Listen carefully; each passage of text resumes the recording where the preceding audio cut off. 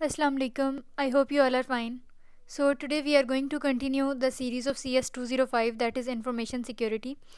और बेसिकली जो है वो हमने आज इंशाल्लाह फाइनल टर्म्स का जो सिलेबस है वो स्टार्ट करना है and as you already know कि आपके मिड टर्म्स में जो है वो आपके टॉपिक नंबर 1 से लेके 105 तक जो है वो टॉपिक्स थे right. So from now on we are going to continue the series from topic number 106. अच्छा, अब सबसे पहले यहाँ पे बात आ गई केस स्टडी की. सो जैसा कि हमें पहले पता है कि हम प्रीवियस टॉपिक्स में भी केस स्टडीज़ डिस्कस करते आ रहे थे, ठीक है. तो फॉर द टाइम बिंग हमने इस टॉपिक में जिस केस स्टडी की बात करनी है that is asterisk voice over IP security hardening right. अच्छा, अब सिक्योरिटी हार्डनिंग हमें पता है कि सिक्योरिटी ट्रांसफॉर्मेशन एक जो पूरा फ्रेमवर्क था जिसकी 4 लेयर्स थी, ठीक है. उसमें आपके पास एक फेज़ था कि सिक्योरिटी हार्डनिंग हमने करनी, ठीक है. और मैंने आपको बताया था कि अगर हमने सिक्योरिटी हार्डनिंग करनी होती है तो चाहे वो हार्डवेयर की हमने सिक्योरिटी हार्डनिंग करनी है, कोई आपके पास आईटी एसेट है, कोई सॉफ्टवेयर है, मतलब जो मर्ज़ी भी चीज़ है सिस्टम में जिसको आपने सिक्योरिटी हार्डनिंग प्रोवाइड करनी है, उसके लिए आप के लिए ज़रूरी है लाइक उस चीज़ के लिए कि आपने इन 8 स्टेप्स के पूरे प्रोसीजर से जो है वो गुजरना है, ठीक है. और ये मिड टर्म्स के हिसाब से बहुत लॉन्ग इंपॉर्टेंट क्वेश्चन था, होपफुली मे बी आपके एग्ज़ाम में आया भी हो. सो अगेन फाइनल्स में भी आपने इन 8 स्टेप्स को अच्छे से जो है वो प्रिपेयर कर लेना है. सबसे पहले आपने क्रिटिकल एसेट्स को आइडेंटिफाई करना है, फिर उसके बाद जो भी सिक्योरिटी कंट्रोल्स लाइक डीज़ा और CIS जो भी बेंचमार्क्स थे उनकी रिसर्च करनी है, फिर आखिर में आपने उनकी चेक लिस्ट बना लेनी है, दैन डॉक्यूमेंटेशन, फिर implementation, validation, change management process and at the very and implementation on production and monitoring right. So in 8 steps को हम over the course of topics हम काफ़ी डिटेल में देख चुके हैं. तो फ़िलहाल हमारा मेन कंसर्न ये है कि हमने asterisk voice over internet protocol, ये जो आपके पास वॉइस ओवर आईपी है, इसको सिक्योरिटी हार्डनिंग कैसे प्रोवाइड करनी है. So if you do remember कि हम प्रीवियस टॉपिक में लाइक टॉपिक नंबर 105 में हमने कुछ 5-6 पॉइंट्स जो हैं वो डिस्कस किए थे कि हम अपने इन डिवाइसेस को जो है वो सिक्योरिटी हार्डनिंग कैसे प्रोवाइड कर सकते हैं राइट. अच्छा, अब यहाँ पे जो मतलब इस टॉपिक में आपके पास फर्स्ट और यहाँ पे ओवरऑल आपके पास नंबर 7 पे जो पॉइंट दिया हुआ है वो ये है कि limit registration by extensions to your local subnet. अब ये एक तरीका है सिक्योरिटी हार्डनिंग प्रोवाइड करने का आपके सिस्टम को, आपके सिस्टम से रिलेटेड डिवाइसेस को. अब इसका क्या मतलब है कि आपने क्या करना है कि रिस्ट्रिक्ट कर देना है आईपी एड्रेसेस को, ठीक है. अब एक्सटेंशंस क्या होती हैं, जैसे एक्सटेंशंस होती हैं एड ऑन्स, लाइक अगर मैं गूगल भी यूज़ कर रही हूँ लेकिन मैं उसमें कोई एडिशनल फंक्शनैलिटी ऐड करना चाहती हूँ तो मैं उसमें एक एक्सटेंशन, एक एड ऑन जो है वो ऐड कर लूँगी, ठीक है. तो उन एक्सटेंशंस पे हम क्या रजिस्ट्रेशन अप्लाई कर सकते हैं, तो हमने अपने लोकल सबनेट लाइक कह लें कि अपने सिस्टम के वाईफाई जो आपके घर में लोकल एरिया में जो वाईफाई लगा हुआ है सिर्फ उस तक आपने रजिस्ट्रेशंस को लिमिट करना है. इससे क्या होगा कि कोई अनऑथराइज्ड यूज़र, कोई इलीगल एक्सेस जो है वो आपके सिस्टम तक नहीं मिल सकेगी, ठीक है. तो आपने आईपी एड्रेसेस को अपनी एक्सटेंशंस के जो है वो लिमिट कर लेना है अपने लोकल सबनेट पे. ये तो था कि करना क्यों है और इसका क्या फ़ायदा होगा. अब करना कैसे है, जो एस्टरिस्क लाइक आपके पास पीबी एक्सेस लाइक यहाँ पे लेट मी शो यू.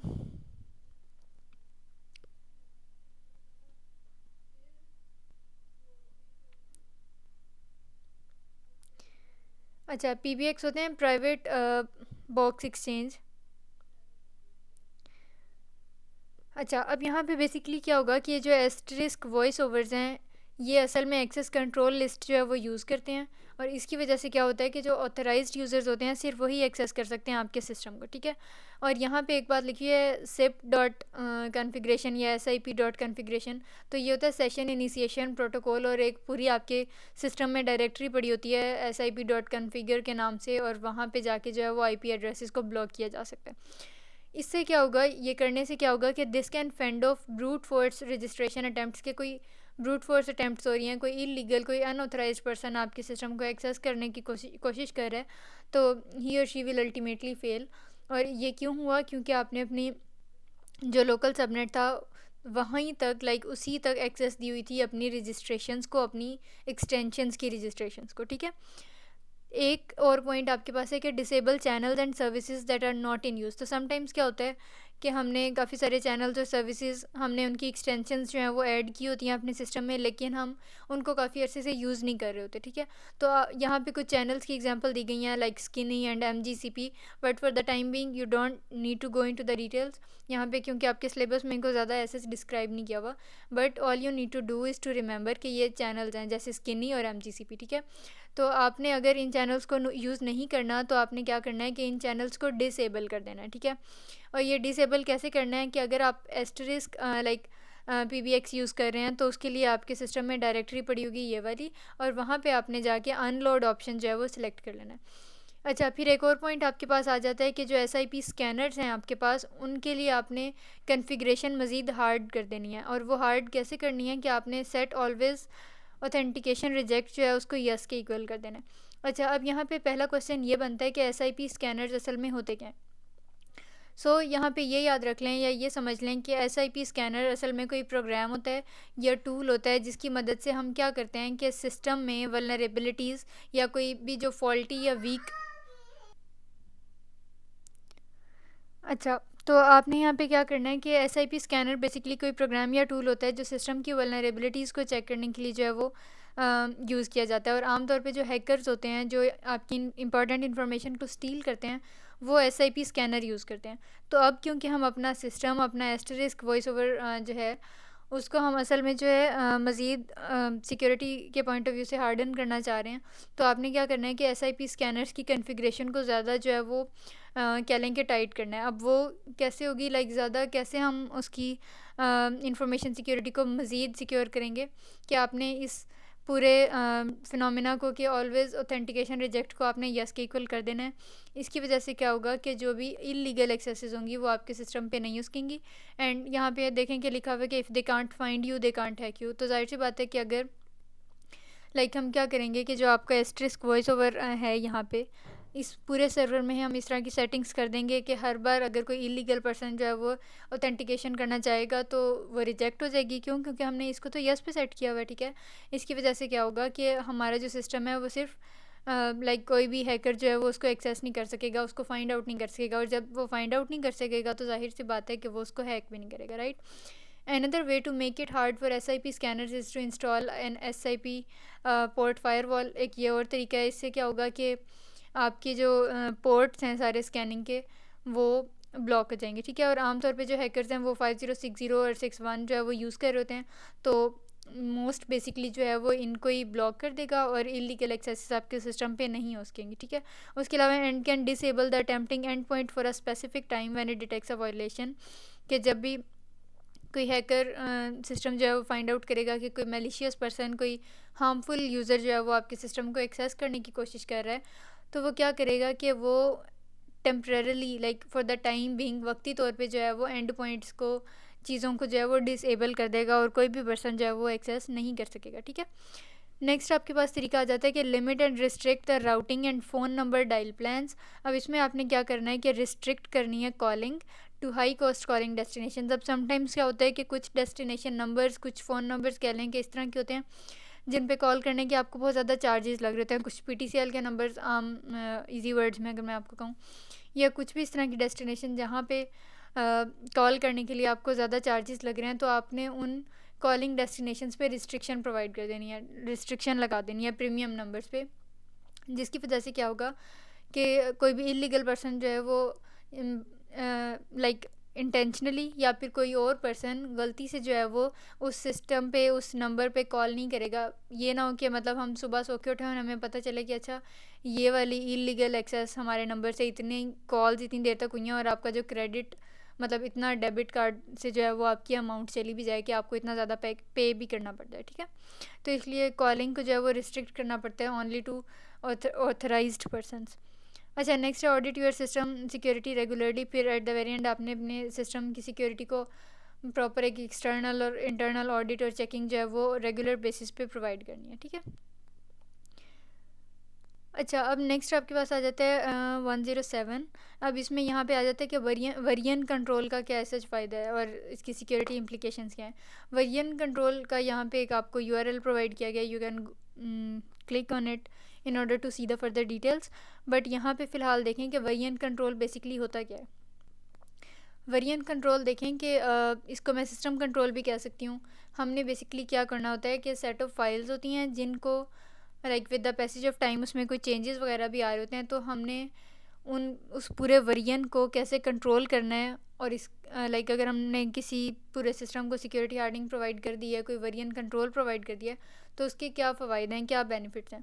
तो देखें, सबसे पहला फ़ायदा तो ये है कि organised coordinated management of changes to software assets by one or many individuals, some of whom may be geographically dispersed। अब क्या होता है कि हम अगर अपने सिस्टम में वेरिएंट कंट्रोल जो है वो अप्लाई कर रहे हैं, तो इसका ये फ़ायदा होगा कि हमारा जो सिस्टम है, जो हमारा सॉफ्टवेयर है, उसके एसेट्स में जो भी चेंज आ सकता है वो हम रिस्ट्रिक्ट कर देते हैं और एक ऑर्गेनाइज्ड वे में हम ये डिफ़ाइन कर देते हैं कि हाँ, एक या एक से ज़्यादा इंडिविजुअल्स जो हैं वो इसमें चेंजेस कर सकते हैं क्योंकि ये लीगल पर्सनस हैं, ठीक है। और ये जो एक या एक से ज़्यादा पर्सनस हैं वो जियोग्राफिकली डिफरेंट लोकेशंस या इवन डिफरेंट कंट्रीज़ में भी प्रेजेंट हो सकते हैं। It doesn't matter at all. अच्छा, नेक्स्ट फ़ायदा या बेनिफिट ये आ जाता है कि इसकी वजह से हम emergency hot fixes, routine maintenance, upgrades, इन सब को इजीली कैरी आउट कर सकते हैं। डिज़ास्टर्स वगैरह से इजीली हम रिकवर कर सकते हैं, ठीक है। उसके अलावा क्या होगा कि आपके पास जो न्यू फीचर्स वक्त के साथ साथ आपके सिस्टम में, आपके सॉफ्टवेयर में, आपके फ्रेमवर्क में आ रहे होते हैं, हम उनको पहले से जो मौजूद सिस्टम्स हैं, लाइक जो रूटीन मेंटेनेंस है, उसके साथ हम उनको इजीली कैरी आउट कर सकते हैं। ये नहीं होगा कि अब कुछ नया फीचर जनरेट हो गया तो हमें पिछले वालों को ऐसे कैरी आउट करना मुश्किल हो रहा हो, ठीक है। नेक्स्ट आ जाता है बेनिफिट ऑफ वेरिएंट कंट्रोल कि आपके पास एक चेंज हिस्ट्री प्रॉपर मौजूद होती है जो ऑडिटेबल होती है। लाइक उसमें वक्त गुजरने के साथ साथ हम उसमें इंटरनल और एक्सटर्नल ऑडिट्स भी कैरी आउट कर सकते हैं।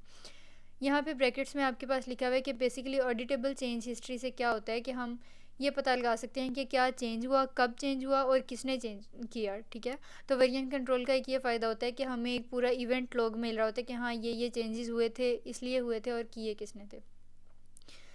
नेक्स्ट आपके पास आ जाता है कि reliable master copy of what assets are currently in production के वेरिएंट कंट्रोल का, सिस्टम कंट्रोल का एक फ़ायदा ये हो जाता है कि आपके पास एक मास्टर कॉपी, जिस तरह वो मास्टर की नहीं होती, इसी तरह एक मास्टर कॉपी जिसमें सारे के सारी डिटेल्ड इन्फॉर्मेशन आपके पास गिवन होती है।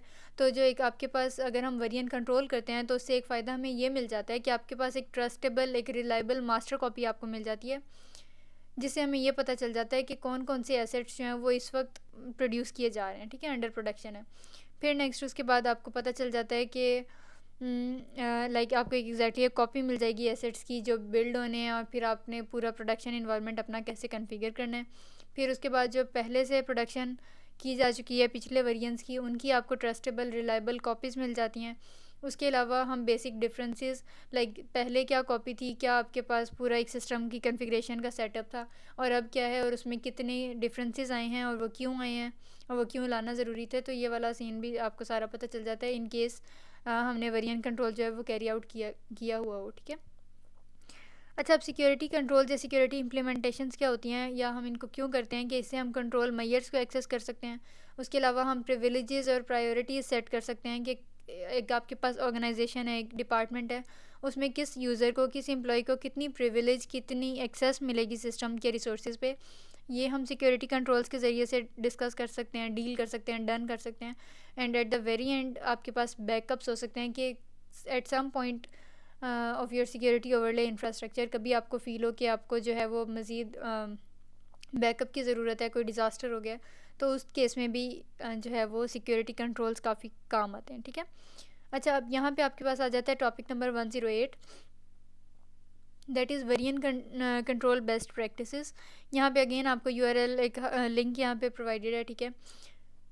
अब जो हमने वेरिएंट कंट्रोल करना है उसके लिए सबसे पहले हमने बेसिक से स्टार्ट करना है और आपने एक सिस्टम जो है वो चूज़ करना है कि जहाँ पे आपने ये वेरिएंट कंट्रोल को इम्प्लीमेंट करना है।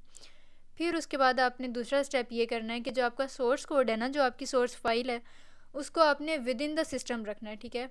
जिसकी वजह से क्या होगा कि कोई अनऑथराइज्ड यूज़र जो है उसको एक्सेस नहीं कर सकेगा, और एट सम पॉइंट अगर हमें लगेगा कि हमने किसी चीज़ को दोबारा से गो थ्रू करना है तो हमें भी उसको बार बार ढूंढने में मुश्किल नहीं होगी। क्यों? क्योंकि हमें पता होगा कि जो हमारा सोर्स कोड है वो हमने अपने सोर्स कंट्रोल में ही प्लेस किया हुआ है, ठीक है।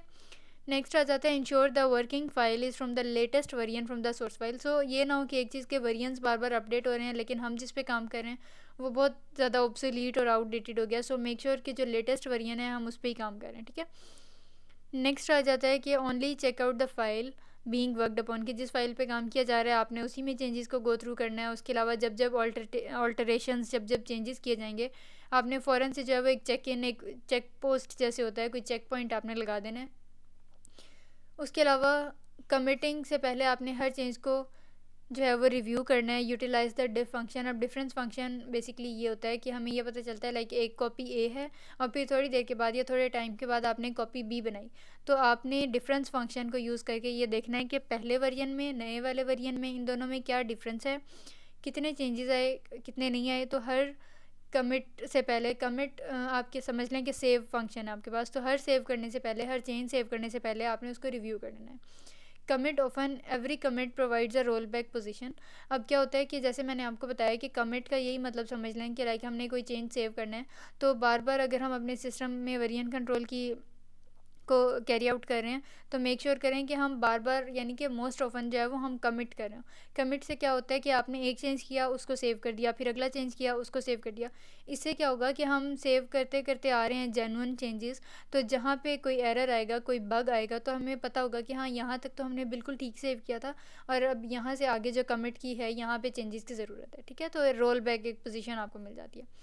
अच्छा, उसके अलावा आपने डिटेल्ड नोट्स बनाने हैं इस बारे में कि चेंजेस किए क्यों गए थे, ताकि आपको इन फ्यूचर अगर ज़रूरत पड़े तो आपके पास हो कोई एक सेफ़ एरिया। ठीक है, उसके अलावा जो डेवलपर्स होते हैं उन्होंने like must commit their own changes, कि अगर उन्होंने जो खुद चेंज किया है तो वो खुद सेव करें। ठीक है, ये ना हो कि मैंने कोई चेंज किया और कोई सेकंड पर्सन उसको सेव कर रहा हो, तो डेफिनेटली बाद में जब हमें फ्यूचर में वो चीज़ें चाहिए होंगी तो हम उसको ठीक से अंडरस्टैंड नहीं कर सकेंगे, मैनिपुलेट नहीं कर सकेंगे। सो अपने चेंजेस को खुद सेव करें और ख़ुद उनको चेंज को कैरी आउट करें। ठीक है, नेक्स्ट आ जाता है use the ignore button for files that should not be committed. अब जो भी हम पूरा एक लाइक वेरिएंट कंट्रोल का सिस्टम कैरी आउट कर रहे हैं उसमें कुछ फाइल्स ऐसी भी होंगी जो हमने बाद में कमिट नहीं करनी, सेव नहीं करनी, तो उसके लिए आपने इग्नोर बटन को यूज़ करना है। उसके अलावा कुछ प्री कमिट फ़िल्टर्स होते हैं कि सेव करने से पहले के कुछ फ़िल्टर्स जो असल में कोई एरोनियस कोई एरर वाली फ़ाइल्स होती हैं उनको वहीं पे फ़िल्टर कर लेते हैं, स्ट्रेन कर लेते हैं, कि हमें पता चल जाता है कि हाँ ये फ़ाइल्स जो एरर वाली फ़ाइल्स हैं वो एक्सीडेंटली आपके एक्चुअल सिस्टम में सोर्स कंट्रोल में नहीं जाएँ ताकि। उसके अलावा हमने मेक श्योर करना है कि जो एक्सटर्नल डिपेंडेंसीज़ हैं उनको हमने सोर्स कंट्रोल लिस्ट में ऐड किया। ठीक है, कॉमन प्रॉब्लम ये हो जाती है कि हमने अपना एक सिस्टम तो फुली फ्लेज्ड बहुत अच्छा बना लिया डेवलपर ने, लेकिन बाहर वाले सिस्टम जो उस सिस्टम पे डिपेंड कर रहे होते हैं हमने उनको लिस्ट में ऐड नहीं किया। तो क्या होता है कि देखने से तो लग रहा है कि सर्वर भाई बहुत अच्छा है कि उसमें सारा सिस्टम अच्छे से चल रहा है, सेटअप हुआ हुआ है, लेकिन जो क्लाइंट कंप्यूटर्स हैं अगर वही अच्छे से कनेक्ट नहीं कर पा रहे तो कोई फ़ायदा नहीं है उस सर्वर का जब वो सर्विसेज ही नहीं प्रोवाइड कर सक रहा क्लाइंट को, राइट।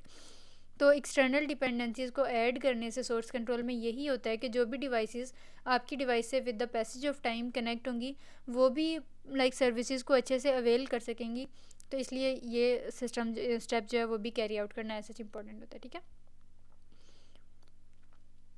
अच्छा, अब यहाँ पे आपके पास जो है वो एक CIS-20, if you do remember हमने कहा था कि 20 बेंच मार्क्स हैं, उनमें से कुछ टॉप 5 थे, फिर आखिर में हमने कहा था कि ओवरऑल ये 20 बेंच मार्क्स हैं जो काफ़ी आपके सिस्टम को सिक्योरिटी हार्डनिंग प्रोवाइड करते हैं। ठीक है, यहाँ पे अब वो कह रहे हैं कि जो आपके मोबाइल डिवाइसेस हैं, लैपटॉप्स हैं, वर्क स्टेशन हैं, सर्वर्स हैं, उनकी हार्डवेयर और सॉफ्टवेयर को जो है वो आपने सिक्योरली कॉन्फ़िगर करना है। उसके लिए क्या ज़रूरी है कि आपने स्टैंडर्ड्स को मेंटेन करना है, डॉक्यूमेंटेड स्टैंडर्ड सिक्योरिटी कॉन्फ़िगरेशंस को मीट करना है अपने सारे ऑपरेटिंग सिस्टम्स और सारे सॉफ्टवेयर्स के लिए। ठीक है, उसके अलावा आपने सिक्योर इमेजेस और टेम्पलेट्स बनानी है for all systems in the enterprise based on the organisations approved configuration standards.